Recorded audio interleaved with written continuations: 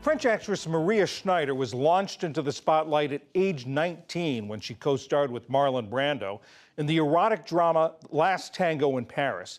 The film, and in particular one rape scene, made her famous, but it also haunted her the rest of her life. To cousin Vanessa Schneider, she was more than just that one film. She tells that story in her memoir, My Cousin Maria Schneider. I spoke with Vanessa and with actor and writer Molly Ringwald, who translated the book into English. I asked them what drew them to this project. Vanessa, I would like to start with you. You write in the book that as a small girl, you collected articles and photos of your cousin in a red folder. Why did you do that? Why was she important to you? What did she represent to you when you were growing up? When I was a child, I was fascinated by this cousin, Maria Schneider, who was very famous in France and in the world at the time. Not necessarily for good reasons, but for this scandalous film, Last Tango in Paris. So she was my cousin, but she was also a bit of a star. I admired her a lot, and at the same time, I felt she was very fragile, and I had a desire and a need to protect her. Tell me why you decided to write the book, why you decided to tell her story. Maria was older than me.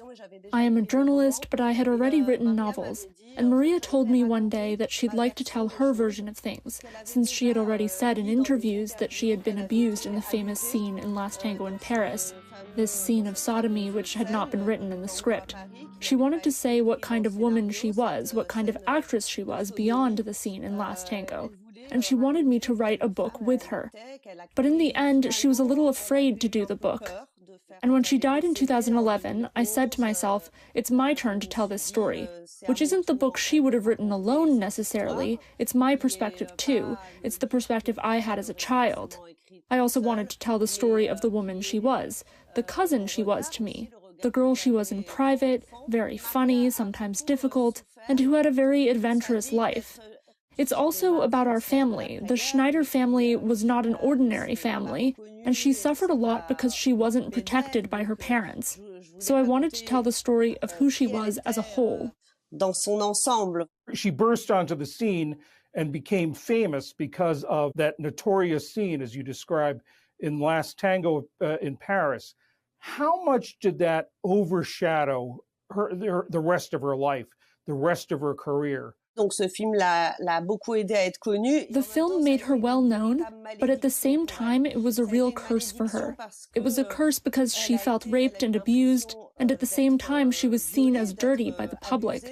The film was banned in many countries, and she was never able to shake that image.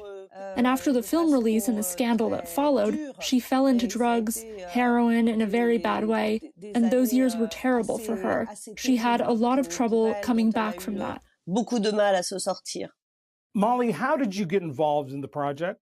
I had been asked to translate a book written by a French author named Philippe Besson, and it was nothing that I ever considered doing. I'm first an actor, but I'm also a writer. But I discovered that I kind of liked it. It was really difficult. It was really challenging, a bit like what people like about puzzles.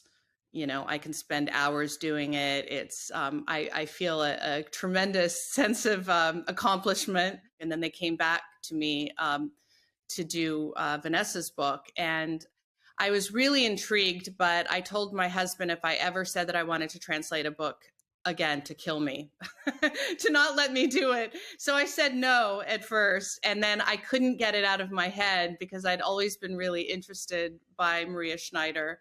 Did working on the book resonate with you? Did it make you think about your career, your experiences when you were a young actress?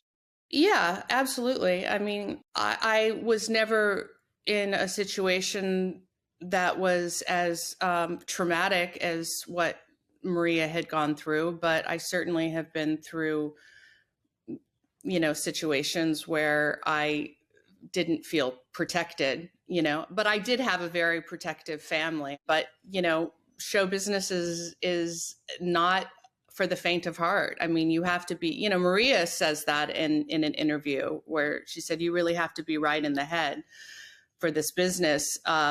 Otherwise, it'll just eat you up. And I feel like she really didn't have that protection. It's really hard to go through that and to flourish. Vanessa, do you feel that if she had never made Last Tango in Paris, if her first starring role had been a different role, that her life would have been different? Je pense que Maria aurait fait du cinéma de toute façon. I think Maria would have done cinema anyway. Would she have had personal difficulties? Maybe yes, because she had her fragile points. She was someone who had a very complicated childhood with a mother who was not loving and with a father she only met at the age of 16 or 17, who took her to nightclubs and introduced her to drugs and didn't take care of her like a father. So she was someone who maybe wasn't strong enough for the world of cinema as it was at that time. Pour le monde du cinéma tel qu'il était à l'époque. Vanessa, I'm interested because you wrote this in the second person. You wrote this as if you're speaking to Maria and you saying you did this and you were doing that. Why did you make that choice? Il y a des moments dans le livre où je... There are moments in the book where I talk about her in the third person, and there are moments when I say you because it felt necessary to me.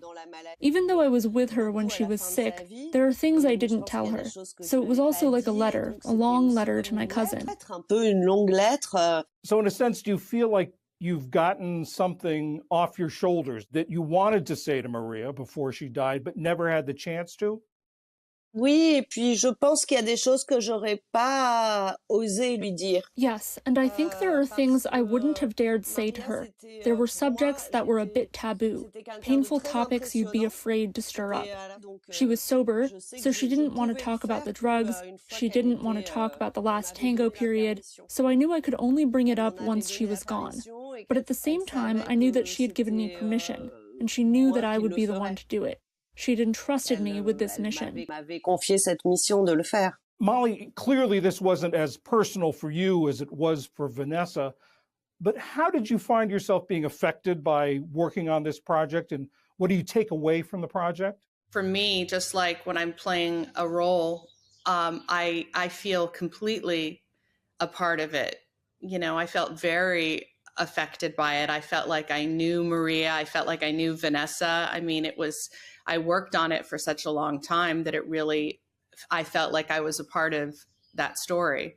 Vanessa talks about drugs a lot because even though Maria didn't want to talk about drugs once she had finished with that story, it was still a big part of her life and consequently a big part of Vanessa's life, you know, and I think there's not many of us who haven't been affected by drugs in some way, that don't know somebody who hasn't struggled, you know, with addiction. And there's a scene that Vanessa wrote of being in line and watching a young man, probably about the same age as her, going through withdrawal. And the young boy is with his parents, and she can see that the parents are trying to, you know, sort of have a semblance of a normal life.